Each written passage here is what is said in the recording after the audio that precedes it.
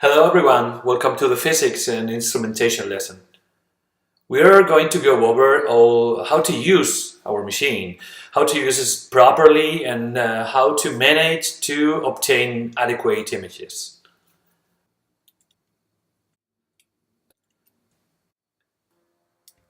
So probably the first time we are facing our machine, we can feel like in this picture.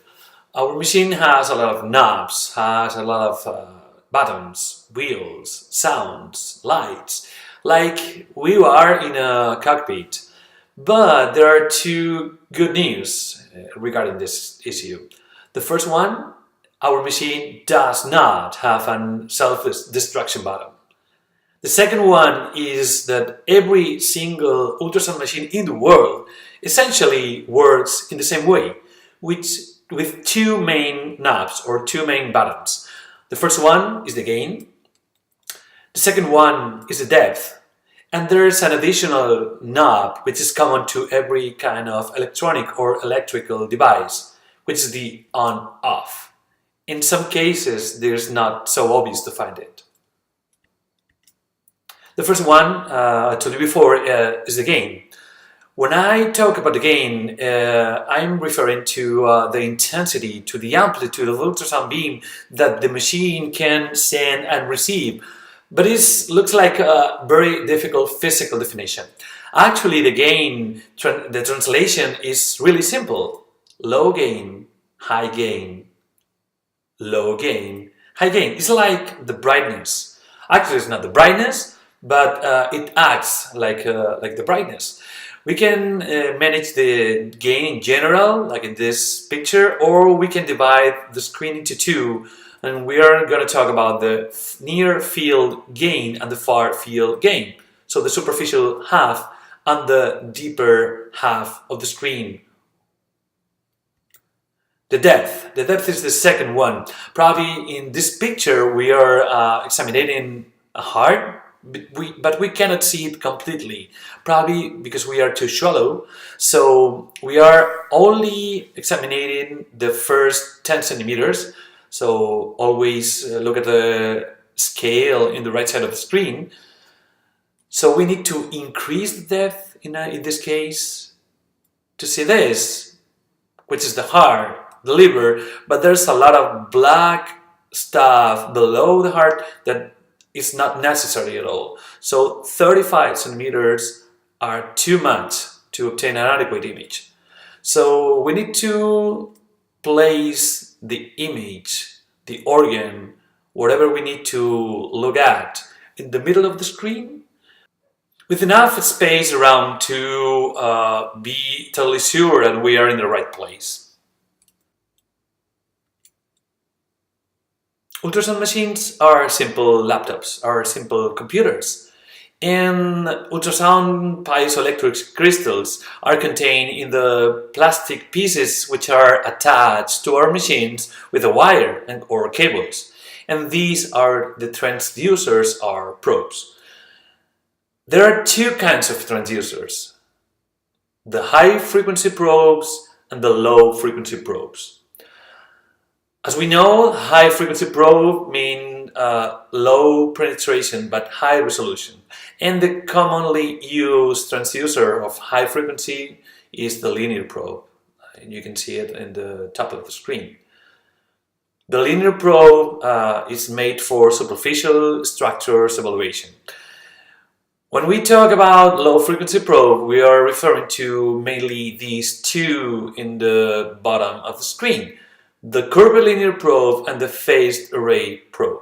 Low frequency means high penetration but less resolution than a high frequency probe. We need to assess organs or structures which are deeper. We have to use both transducers. When we talk about superficial or deep, we are having a cutoff, and the cutoff is plus minus 5 centimeters. So every kind of structure to be evaluated which is more superficial than 5 centimeters, we're going to use the high frequency probe. Every single evaluation of structures deeper than 5 centimeters needs a low frequency probe to be assessed. One of the take-home points of today is that different probes offers different images and different shape of images in which we have to correlate the footprint and the superficial part of the clip. Like the first one, we are evaluating the linear probe, we are examining something which is really superficial at 3.8 centimeters depth. The second one, we are actually evaluating the great vessels of the abdomen, the aorta, IVC, and the celiac trunk, and we are evaluating at 11 centimeters. The last one is the heart for sure, but look at the footprint, which is really small, which is specifically designed to be in the middle of two ribs in the intercostal space. And that's why we are going to use this probe, this low frequency probe, mainly for a heart evaluation. We need to speak the same language, and the ultrasound language is really easy because we are referring to mainly a grayscale. When we talk about black, we are going to use the term anechoic, which is the absence of echoes. When something is not black, we call it echogenic. But mainly we are comparing echogenicities, so we are going to use the dark gray color, which is the hypoechoic, and the light gray or even white color, which is the hyperechoic. What's the translation of these terms? It's really easy. Every single time you see something black, it's a fluid for sure.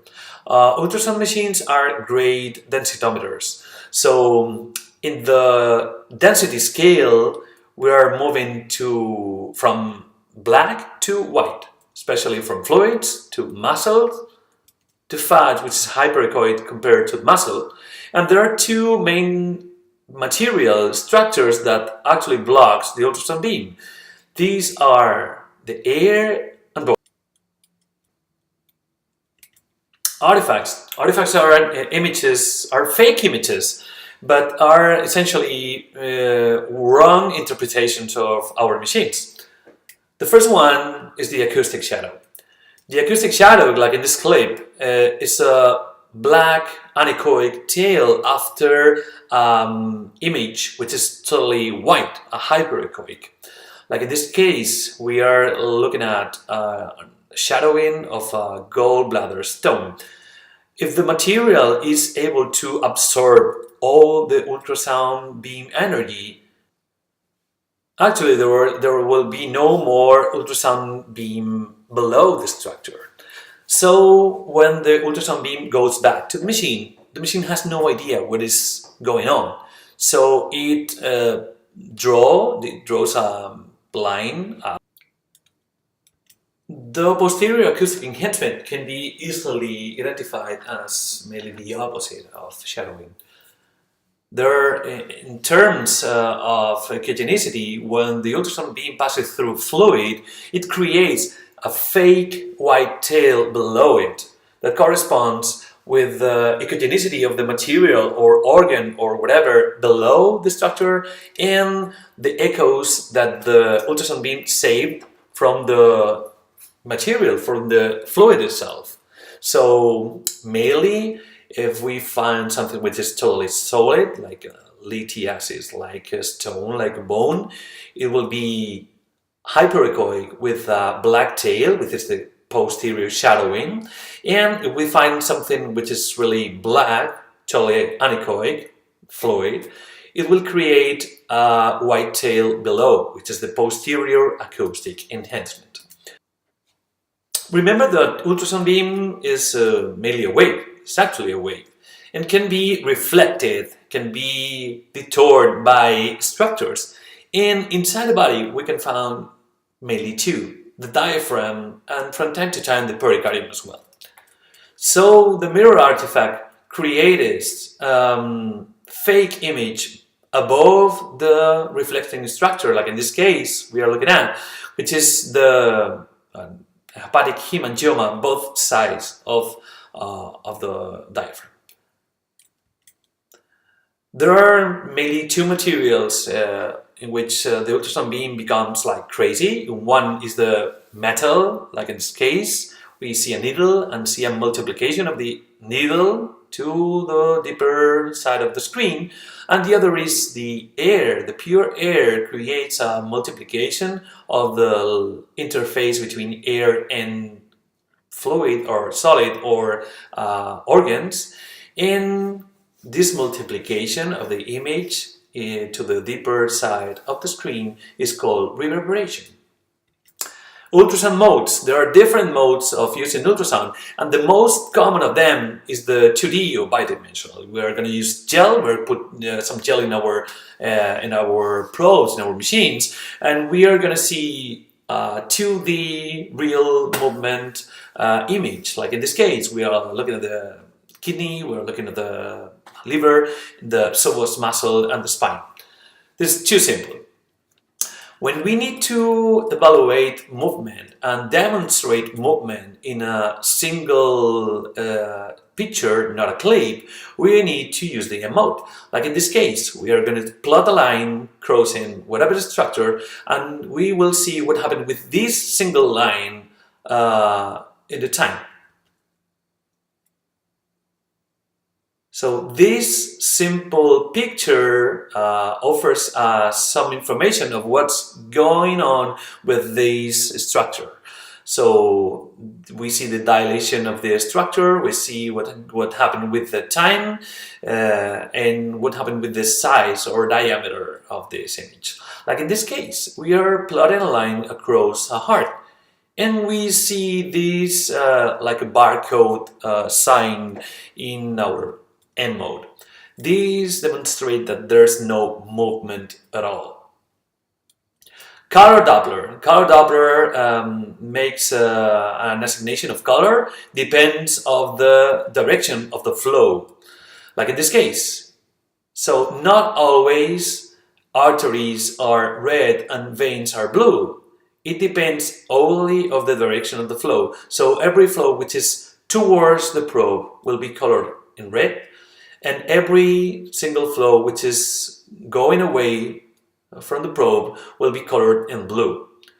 If we need to measure, we need to take an exact velocity of the flow, we need the pulsed Doppler, like in this case. We're putting the box in the middle of the vessel, in this case clearly an artery, because we are going to see this flow in which we can easily identify the systolic velocity and the diastolic velocity. The speed, the velocity, can be measured in centimeters per second.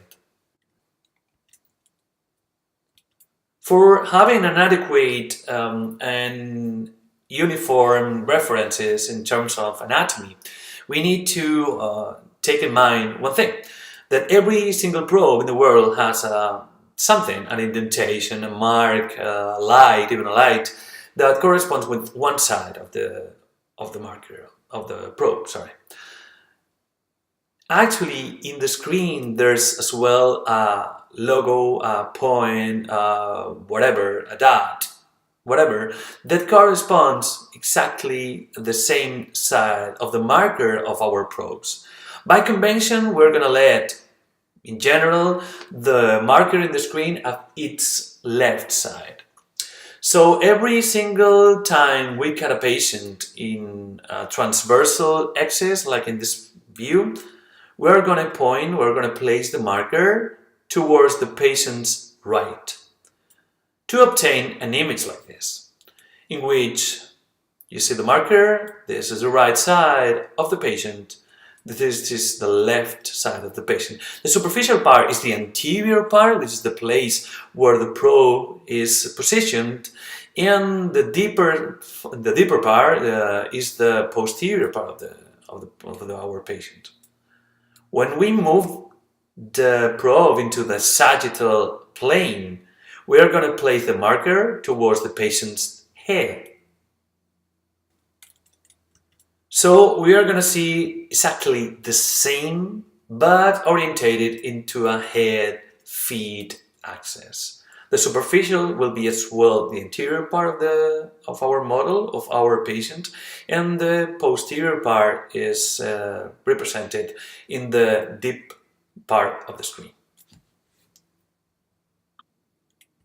So thank you for seeing this lesson. So remember, any kind of suggestions or whatever, send an email to the email address in the screen. Thank you.